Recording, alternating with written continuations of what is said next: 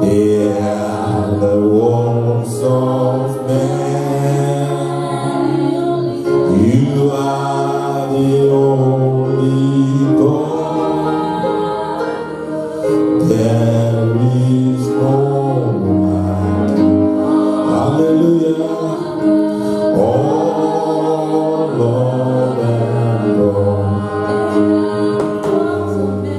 Yeah, the works of man.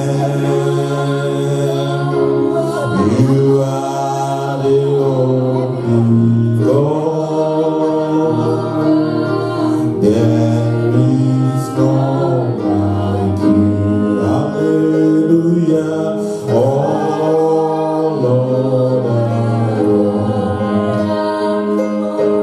They are the works of man.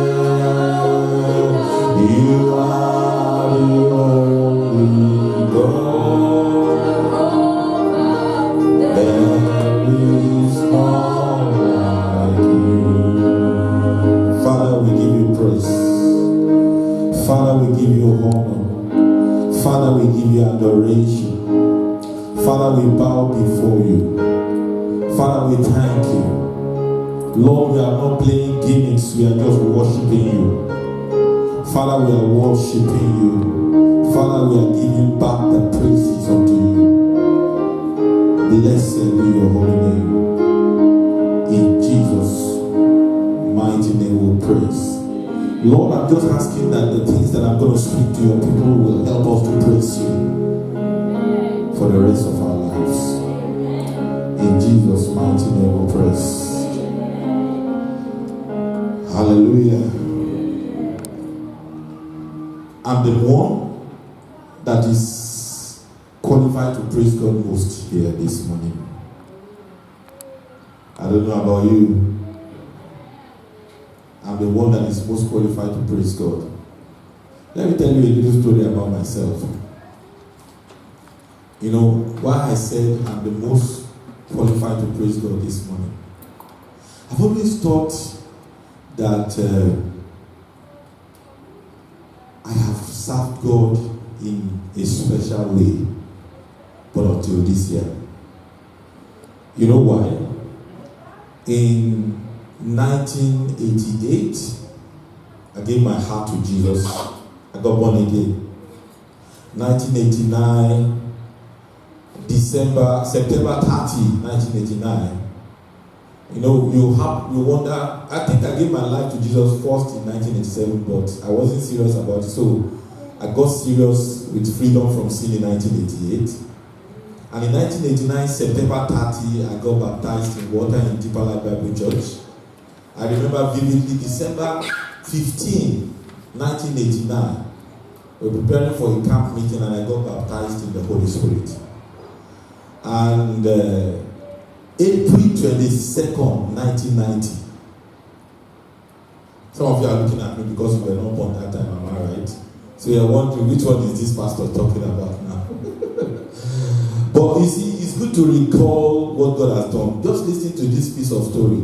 I said, when I started that, I thought that I've been serving God in a special way until this year. Praise the name of the Lord. So I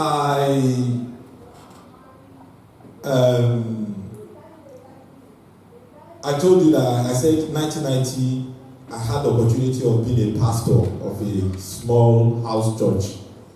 That was April 22nd, 1990. And the Lord will help us in Jesus' name. And in that particular small house fellowship, I served God in an unusual way. And the house fellowship grew. Can you imagine an house church growing to almost 20 members? Or even more, I can't remember. And by the time, and some of them were converts that I won from the street. So as at that time in Deeper Life, you know, when they see you serving the Lord that way, before I knew it, they promoted me to be an area leader. And by the time I was leaving, that house fellowship was split into two. and 2 of my converts were pastoring it. So I thought, serve God. And well, shortly after that particular experience, I gained admission. That same around 1991. Because all the while, I finished secondary school in 87, so I guess it was because God wanted me to be born again. That's why I had that kind of delay in gaining admission. So I gained admission in 1991, and I got to school, and the service started. I was involved in prayer ministry. Before I knew it, I was some of you wouldn't know what they call it, but it's called the general coordinator of my campus fellowship. And I was like a campus fellowship leader for 2 sessions. And a lot of things happened in the fellowship, but the significant thing, I felt, in this campus fellowship, I served God more than I have ever served God in my life. Because healing started taking place as fast when I was 21. I saw deliverances. I saw people who were slated for surgery being cancelled. That was that particular time when I was on campus. I preached a particular Bible study titled The Day God Died. The lecture theater was filled. The lecturer came, invited me to his office, and was like questioning me about what I was teaching. And I felt I've served God so much.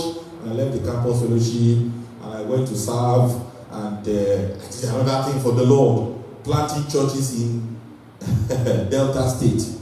In fact, there's a particular location that I led the NCCF team to plant a church called Ijala Village.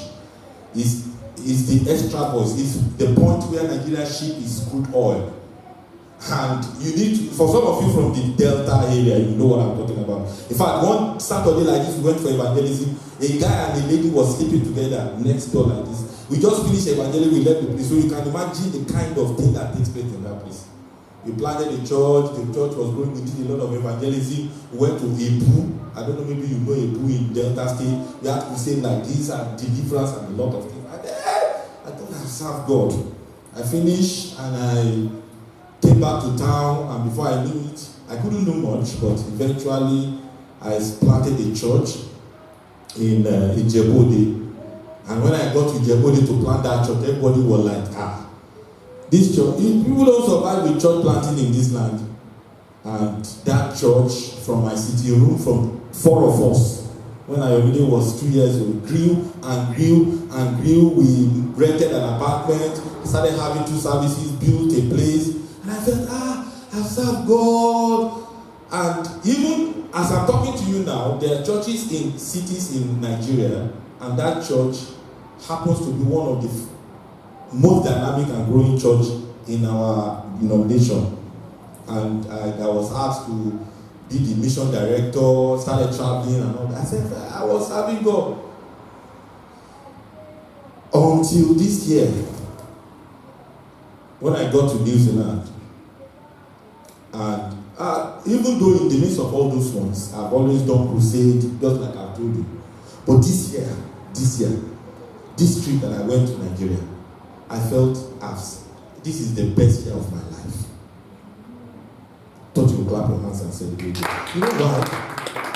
Because for the first time, I'm having a new direction in ministry. I felt last year that I should just be practicing my accounting in this land. Thank God for the job. And God came to me on my table one day and said, if you don't evangelize, you cannot have job. You cannot have job. And then he began to speak to me. I was afraid. Then early this year, I said, okay, God, I surrender. I will do what you want me to do. He told me what to do. He said, you should go and do this. One of the reasons was he told me to put that book, lay on my heart to put that book into that book, Prayer Joseph Never Prayed. I used it for my own deliverance in 2012. It was my private prayer journals. And God showed me a picture of so many people in Nigeria with issues along that area of destiny deliverance and destiny delay. And then the single sex and freedom and the crusade, and I began to plan it. I want to let you know that. In fact, in preparing for my Nigerian trip, I got a job offer.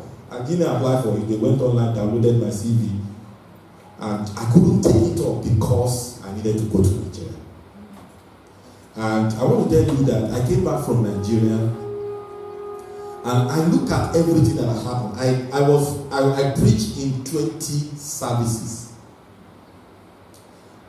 Some of at least 5 churches were 3 days revival, the crusade. I looked at the number of souls that got born again. There were over 300 decisions for Christ. Not you should clap your hands and celebrate. That was the closest packed kind of exploit that I've ever done for God. Now, when I said I have over 300 decisions for Christ, you think, Pastor, where are some of the converts? I'm telling you, after the crusade, the pastors of the churches called for water baptism, and they were surprised at the people that showed up. I can show you the pictures. And till today, some of them are still telling me that some of the converts have come into the church. Some of the converts started looking for my number, and they are chatting with me. I went to Ayutoro in the midst of it, and I won a guy for the Lord. So and the guy too started chatting with me.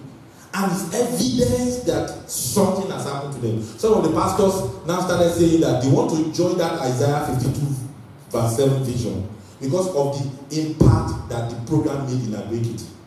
Some of them felt that most ministers that come around, well, of course, have had a lot of financial sacrifice towards that program. And they felt, people that came around to do this program, they are people that they will come and they will raise money.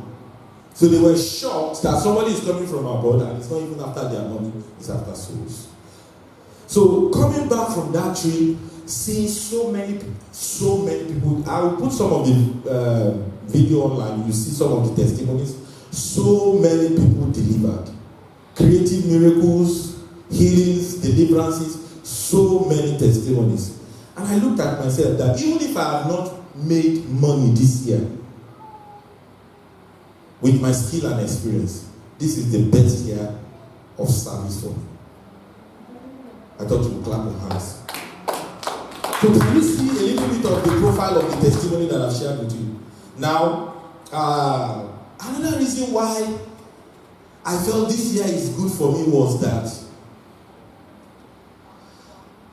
in the course of my ministry, I've raised up, some of you have seen it now, that I like raising people. And I have sons in the US that are pastoring in Nigeria, scattered all over the place. But I have one special son to me. It's special to me because, when you plant a church from your city room, and then you buy a land and you build it, and God said, leave that city. You want to hand over the church to somebody who can take it further than you took it. Am I right? So he was a young man. The first time I met him on the street.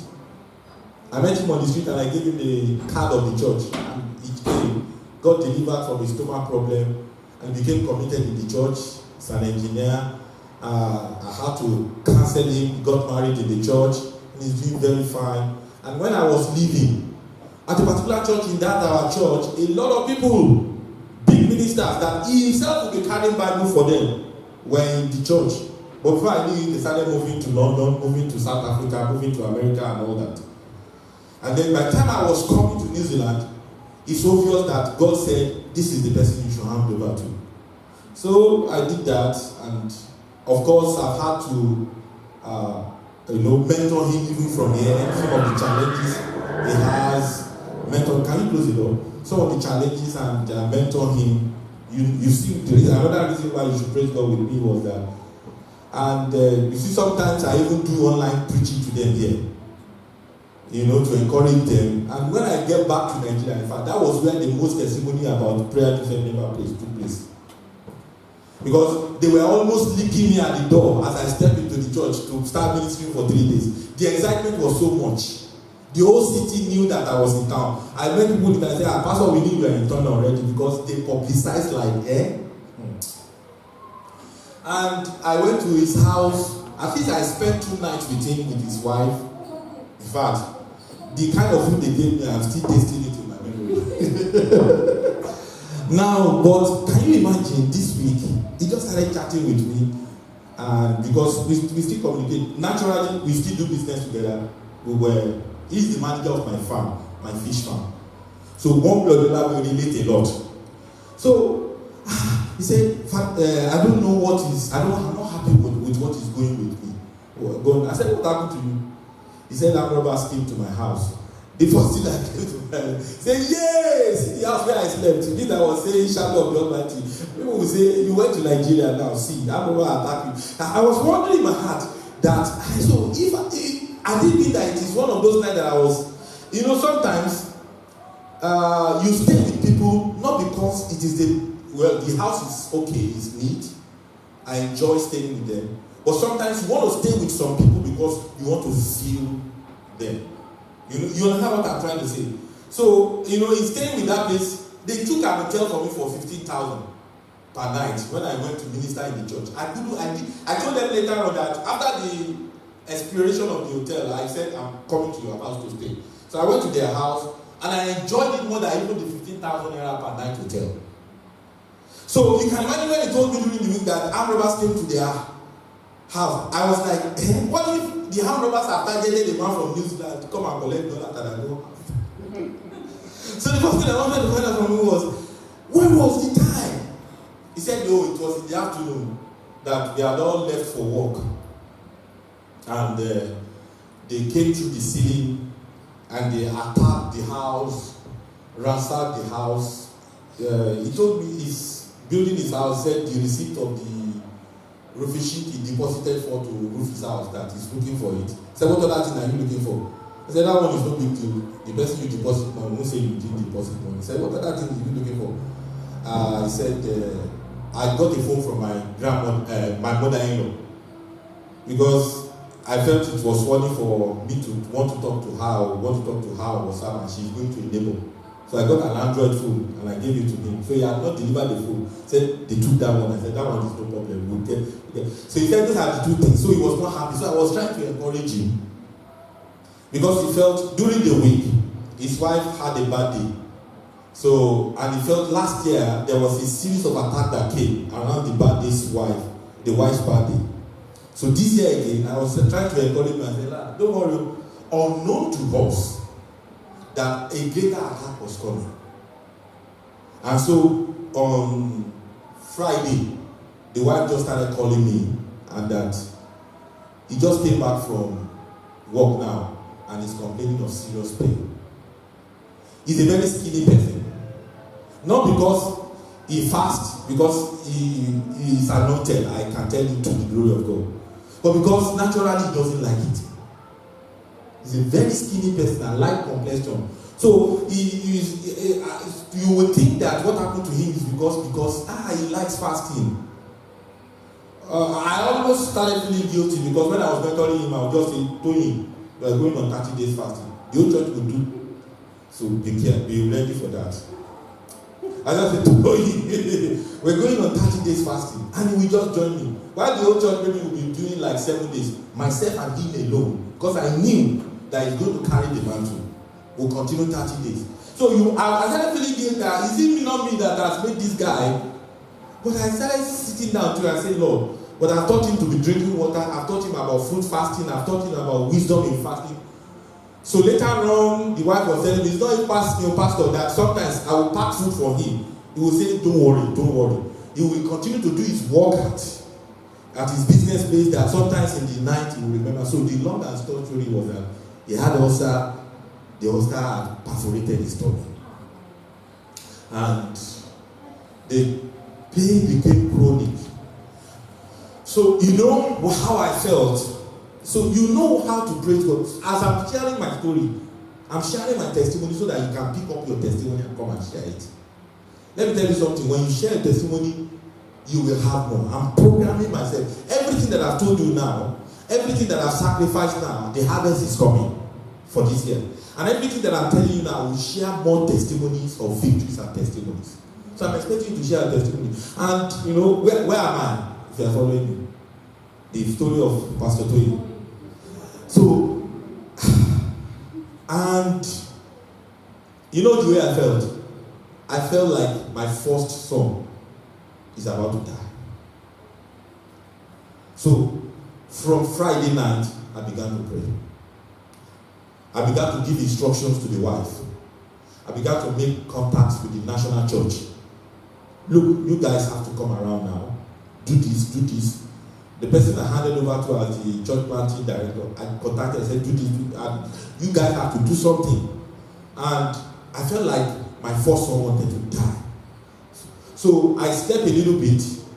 By the time I woke up, she told me that they are transferring them from the private clinic to Osud. So they choose not to go to Osud, they went to Backup. So by the time I woke up, I knew I slept around 10, between 10 and 1, or 11 and 1. I put my phone in silence. The phone was ringing, but I chose not to wake up. Eventually, I woke up around 1. And from that 1, I didn't sleep till almost 5. So he got to Backup because they did scan.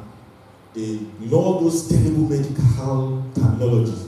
But the beautiful thing is that Backup, the wife told me that they call like 20 practitioners.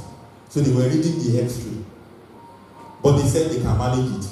They said they can quickly do a surgery. Meanwhile, he was in extrusion. I couldn't even talk to him. I was only talking to the wife.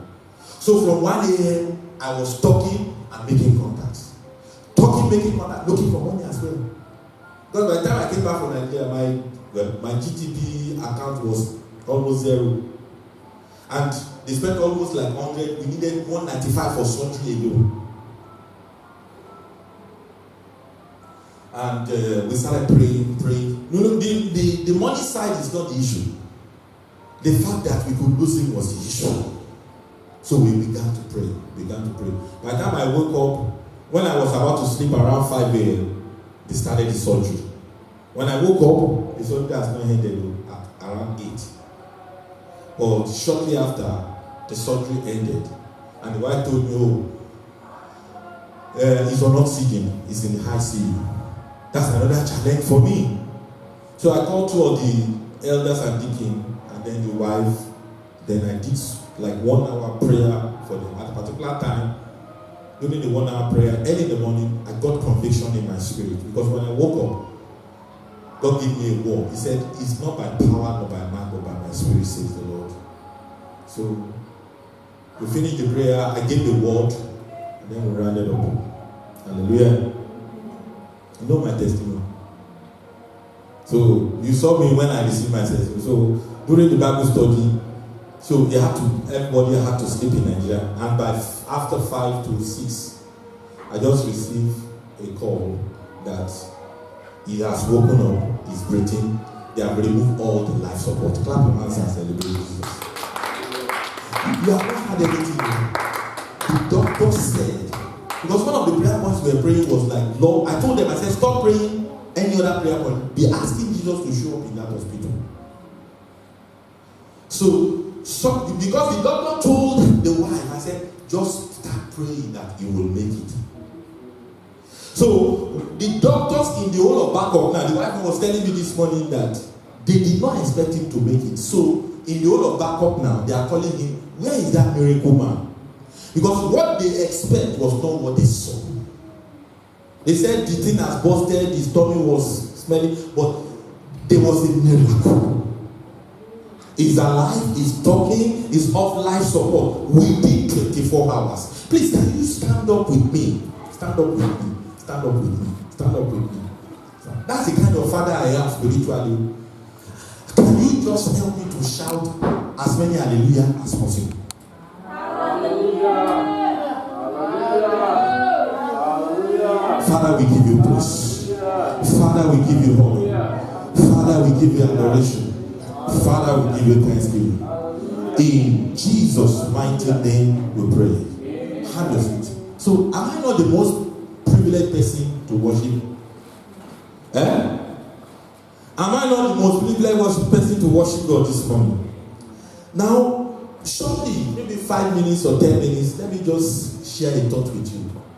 So what I want to share with you on this anniversary occasion of Thanksgiving, because this is December, I've been reading something from the scripture. I don't know, maybe you have been reading it, but I'm sure you have been reading it as like me, and you have been glossing over it. And before, maybe like 2 or 3 months ago, I read it again. And I said, what is the meaning of this thing? Psalm 103. So I want to share with you a subject from scripture, all that is within me. Listen, church, let's read it together. It says, 1, 2, go, and read together. Let's read. Bless the Lord, O my soul, and all that is within me. Bless his holy name. The question I want to ask you, that I ask myself when I read it again is, what are the things that are within you that should bless his holy name? Mention them. You have been reading it, I've been reading it. Am I right? What are those things within you that should bless his holy name? If I say, oh, all that is without, bless his holy name, you say, my tongue, sing. Am I right? You say, my hands, lift up your hands and shout hallelujah. Am I right? You say, my body, come on, the body here now, dance to the glory of God. All that is without me is easy to praise God. What are those things within us that should praise God? Help me preach, church. Let's read it again. Bless the Lord, oh my soul, and all. I'm titling this message, all that is within me. What are those things within you that should bless his holy name? Oh yeah, one of them.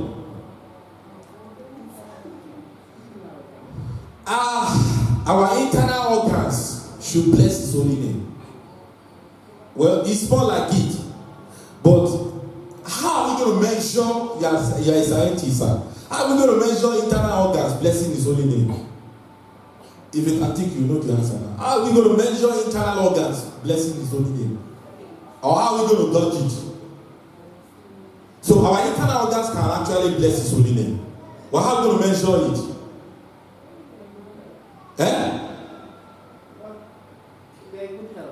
If they're in good health, yes, my kidney can bless his holy name. When my kidney remains in its original capacity till I die, clap your hands and celebrate God. So say my kidney, you can bless his holy name. Yes, my lungs, you can bless his holy names. My brain, no tumor, you can bless his holy name. My lungs, my chest, my bones, my blood streams, you can bless his holy name because you remain 100% working, functional till I die. Well, but then, can that really be all that is within me that God expects to bless his holy name? What other thing? Let's think outside of those things now. Let's read it again. Bless the Lord, oh my soul. Read it in church. Let's catch the spirit of the scripture. Bless the Lord, oh my soul, and all that is with. What are those things within me? I'm hearing another word. All the people within where? No, David actually means something that is inside of him that people cannot see. Your soul? Yeah. And what? Spirit. Clap your hands for the two of them. So that was exactly, because when you get the answer, you get the answer. That was exactly where the Holy Spirit led my meditation to. And when I check the concordance and the references, all that is within me actually means those things that we're made of. So don't forget that human beings were made of body, soul, and spirit. The body is external. David can use his hand to play the harp. David has used his body to make dances of worship to the Almighty God. But beyond the external, beyond your body, praising God, David was saying there are two other things that should praise God. Your soul should praise God. There's one other thing that should praise God. Your spirit should praise God. Let's go further and see how our soul should praise God. In verse 2, it now tells us, number 1, he said, bless the Lord, O my soul, and forget not all his benefit. Colon. All his benefits to my body, all his benefits to my soul, all his benefits to my spirit. Go now to verse 3. Who forgiveth all thy iniquities, and who healeth all thy diseases. Clap your hands and celebrate this Jesus. All of us have preached this message this morning, but may it come alive in your spirit with new understanding. Which of the three tripartite personality that we have can be forgiven of his sin? Our soul. our soul will be forgiven of the sins that our body has committed. So when he's saying, bless the Lord, O my soul, and all that is within me, he's asking you to understand the fact that until your soul is forgiven, is washed by the precious blood of Jesus Christ. That you get to a point that you know that you are not a sinner, you are a child of God. I'm not asking you to doubt your salvation. But until you are sure that you are free from sin, you cannot say your soul is praising God. Only saved people, only born again children of God, only those people whose sins have been forgiven. The Bible says that many has received him, to them give him power to become the sons of God, even to them that believe on his name. So the capacity of our soul praising God for the rest of our life is for that soul to be saved from sin. And David said, who forgiveth all thy iniquities. This is where Bro Emmanuel's answer to that was like a deviation is going to come into place. Who healed all thy diseases. Diseases are usually external. Praise the name of the Lord. Diseases that have been discerned. Diseases that have not been discerned. But do you know, I told the wife, I said, look, I said there was, for them to have seen that, I said God must have given him body organs. Because in my ministry these days, I see people testifying of new cartilages. So I am persuaded in my heart that God must have given him perhaps a new organ. Because he woke up this morning and he said he's not feeling pain. He started asking for food. And he said, oh no, slow down. You can't eat food until 4 days' time. Clap your hands and celebrate it, Jesus. We're talking about a particular film. And that film, I watched it when I was traveling back to Nigeria. I want all of you to go and watch it. It's titled Breakthrough. And that film actually strengthened me that he's going to come back from the oxy. Praise the name of the Lord. Let's read the scripture. Verse 4. Who redeemed thy life from destruction? Hallelujah. All that is within me. Redeemed your life from destruction. The destruction of hellfire. Your soul. Who crowned thee with loving kindness and tender mercies? Verse 5. Who satisfied thy mouth with good things, so that thy youth is renewed like eagles. Your youth only can be renewed like eagles. I like Brahmani's answer because when your body organs does not degenerate or does not fail in capacity till you die, that's when you say your youth is renewed like eagles. If you see my dad, over 80, he can tell you that he wants to box you. I'll be looking at him like this. He's not as tall as me, but very agile and strong. Sometimes when he's telling me all his friends are dead, I would want to stop him from talking because I'm not ready to lose him now. But he'll be telling you, Father, he'll be telling me all those of his friends, even the one I told you that used to say you fear you die. All of them are gone. He said, if you see, when I went now, he was telling me about another of his friends that Okunkoya, said, for that to buy Okunkoya, see you man down more. Bro, Fred is sorry. That if I see Okunkoya now, then I won't recognize him. That he looks so old and all that. I said, I used to want to stop him from talking about it. He doesn't know what he has. I pray that your old age will be like you are a young man. Amen. Let's go to verse 6. As I close. The Lord executed righteousness and judgment for all that are oppressed. Now the question is this. So you understand. Everybody say, I understand now. All that is within me is number 1, my soul. Number 2, my spirit. Now in what way can your spirit praise God? This is the real focus of the message as we pray.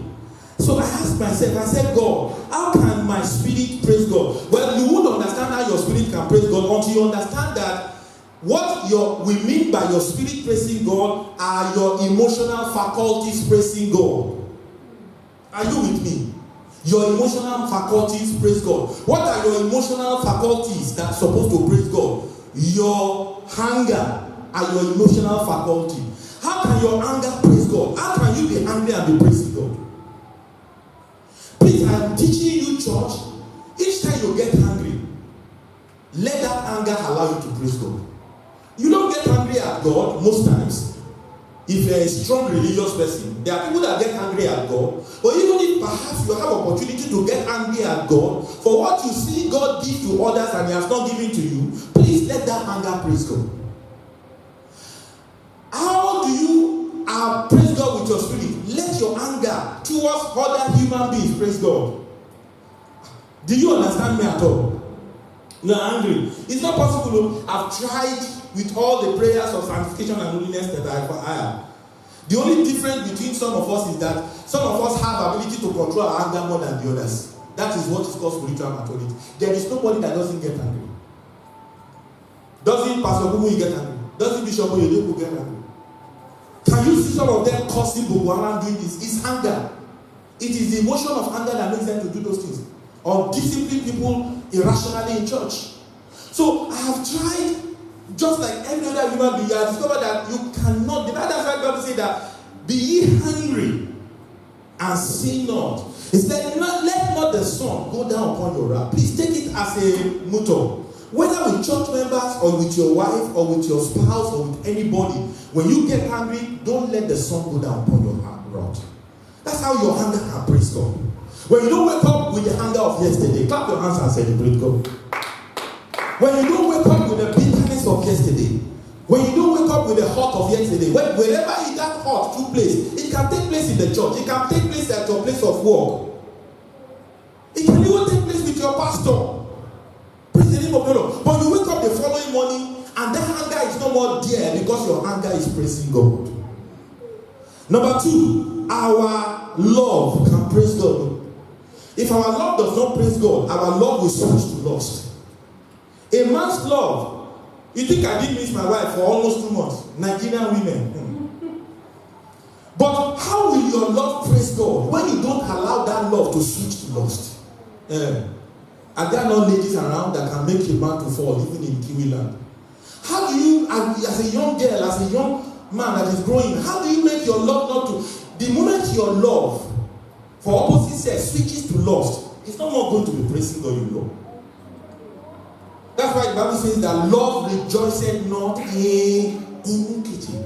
So our love, which is part of our emotional faculties, can praise God when we don't allow it to switch it to lust. What are some of the other things that are part of our spirit? Your thoughts. Your thought is the reason why you are discouraged, depressed.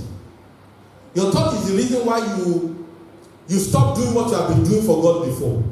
Your thought is the reason why you don't want to do for God what you think you should do for God. Are you with me, church? How do you allow that thought to praise God? When you don't allow the devil to control your thought, when you allow the scriptures to control your thought, when you allow the Holy Spirit to control your thought, the thoughts that you are acting upon presently, and the Holy Spirit is telling you not to act upon it. Are you with me, church? You are acting upon a thought, or you want to act upon something that you are thinking about, and you are sure according to the scripture you shouldn't act that way, or the Holy Spirit is cautioning you not to act that way. If you act contrary to the scripture and to the Holy Spirit, your thought is not praising God. Your imaginations is also part of our faculty, which is our spirit. And when David was saying all that is within me, it includes our imagination. The thought is different from imagination, you know. You know the difference? The thought is different from imagination. The thought is just natural you. Natural you. But your imaginations are processed thoughts. So whether your thoughts have been processed or it has not been processed, if it has been processed, it's almost becoming your attitude. It's almost becoming your action. And so David saying, bless the Lord, oh my soul, and all that is within me, praise his holy name. He's saying that our soul should be born again so that it can praise the name of the Lord. Our emotions, which is our emotional faculty, which is a function of our spirit, our thoughts, our imagination, our anger, our love, and so many other things. Our ability to make friends and keep friends should praise the name of the Lord. Rise up on your feet this morning and praise the name of the Lord. Just do like David said. I said, bless the Lord, O my soul. Bless the Lord. Say after me, say, bless the Lord, O my soul. And all that is within me, bless his holy name. Can you bless the name of the Lord? Bless the name of the Lord. Bless the name of the Lord. And perhaps your thoughts and your imaginations, your anger, your love, the things that are part of your emotional faculty is not praising God. Why don't you surrender it to God and tell you those things that they must praise God? They must praise God. They must praise God. We cannot live in suspicion of each other as spirited, mature believers. Our thoughts, everything about us must praise God. Your prayer life must praise God. Your pain must praise God. Your pleasure must praise God. You have food to eat, must praise God. You don't have food to eat, must praise God. You got money in your bank account, must praise God. And you don't have money in your bank account, must praise God. Can your money even praise God when you can't pay your tithe? Is your money praising God? Is your money praising God? Bless the Lord. Bless the Lord, oh my soul. Let that be your song. All that is within me. All that is within me. We don't have problem. But when we start dancing now, everybody will dance. All of us will carry our body and praise the name of the Lord. But what we usually have challenges in allowing to praise God is all those that are within you. So that's why David emphasized, said, bless the Lord, O my soul, and all that is within me. So let's focus on all that is within us to bless the name of the Lord. In Jesus' mighty name we praise. Can we have the choir? Praise the Lord, oh my soul. You know that song? Oh my soul.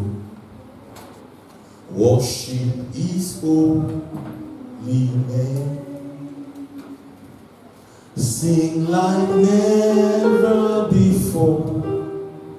Oh my soul, and worship your holy name. Bless the Lord. Bless the Lord, okay. My soul. Oh my soul, worship his holy name. Brahmana.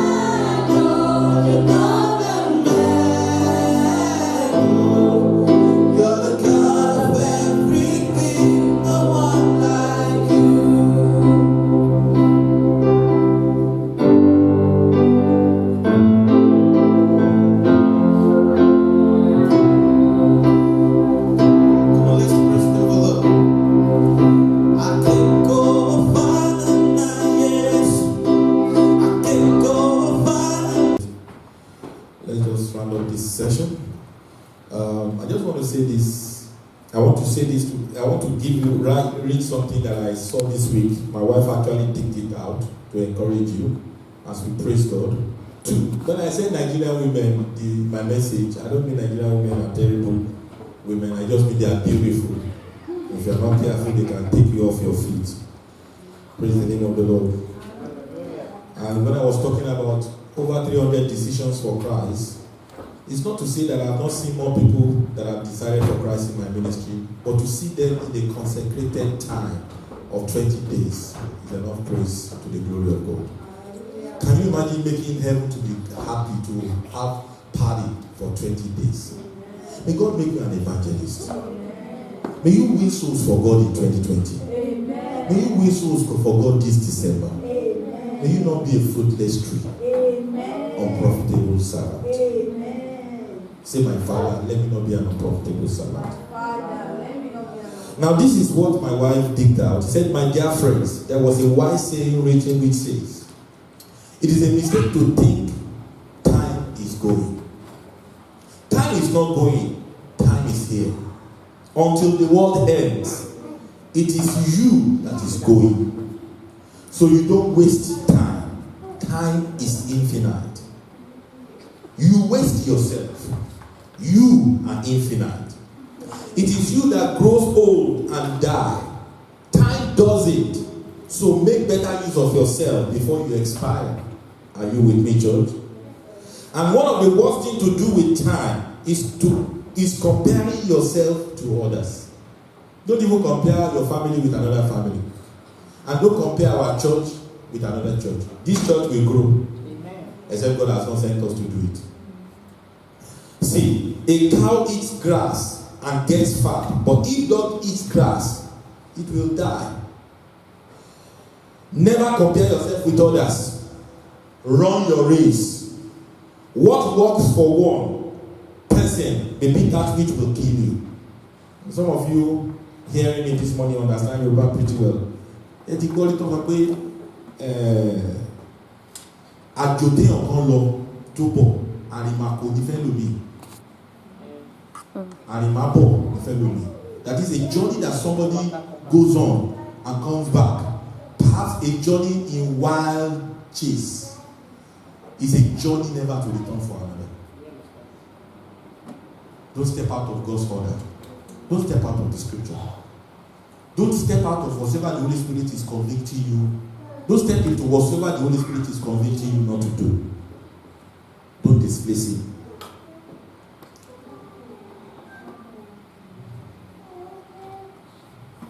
Focus on the gifts and talent God gave you, and don't be envious of the blessings He gave others. Both lion and shark are professional hunters, but the lion cannot hunt in the ocean, and a shark cannot hunt in the jungle. Is it right? The lion cannot hunt in the ocean doesn't make him useless, and that a shark cannot hunt in the jungle doesn't also make him useless. Both have their own territory where they can do well. If a rose smells better than tomatoes, it doesn't mean that rose can make a better stew. Don't try to compare yourself to others. The scripture says those that compare themselves with others are not what? In other words, they are stupid. You also have your own strength. Look for it and build on it. All animals that exist were in Noah's ark. A snail is one of those animals. If God could wait long enough for snails to enter Noah's ark, His door of grace won't close till you reach your expected position in life. Amen. I expect you to see a big amen. Amen. Never look down on yourself. Keep on looking up. Remember that broken crayon still color. Broken crayon still color. Keep on pushing. You never can tell how close you are to your goal. So on this occasion of all that is within me, please think of something about your life and praise God for it. If you want to praise God this morning, can I see you stand to your feet? You have something to praise God this morning, stand to your feet. If you want to share a testimony to praise God, raise up your hand. You have a testimony to praise God with. Can I see your hand up? It's time for testimony. And he said, he just went to her in the room and said, Sharon, do you want to study abroad? She said yes. He said at that time, he doesn't even know how to get the money. He said, but just as the admission showed up, God showed up with provisions. Clap your hands and celebrate God. You don't know about how he did it, but he made a way. Any other person that wants to give glory to God? Okay, come on, quickly.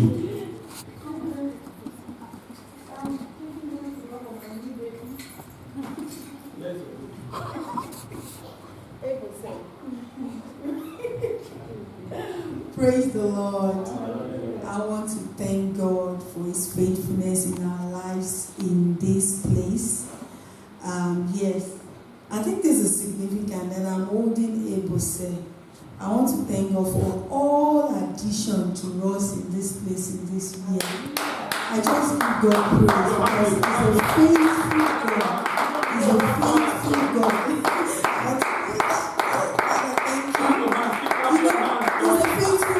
a faithful God. The Bible says, none shall cast their young. I want to thank God that He took everyone to a place of conception and brought them to the place of delivery. Whatever was the health challenges or non-health challenges, God proved Himself faithful in this place. There is a covenant here, and God fulfilled, that mandate and that covenant, and God has been faithfully adding to us. I just want to give God praise for that. I also want to thank God for my life, for my family. I want to thank God for the past few months, how God kept us, how God was with us, how God supported us, and how God provided for us. Nobody knows what this year has been like for us in our home, but we're grateful unto God because God has been good, God has kept us, God has met our need, and God has not caused us to be put to shame. Praise the Lord. Hallelujah. Clap your hands and celebrate God. Say after me, say 2020 is the year of my harvest. For all the seed that are sown this year. And you don't even know what God has done. Some people are giving birth and their babies are not born. But to the glory of God, all the babies we received in this church are still alive. The Ikutemis tried having a baby in Nigeria, but God gave them a baby in New Zealand. Is God not good to us? Hallelujah. But we don't know how, but He did it. He made a way. So if you are looking at your time, what I'm making to do is Thanksgiving plus Holy Communion and your new born. It is all these things. I will release you now. Let's have the ministers. Hello everyone. Thank you for listening to today's message. We hope you've been blessed. Please don't keep it to yourself, share it with your contacts, and don't forget to like and subscribe to this YouTube channel. Stay blessed.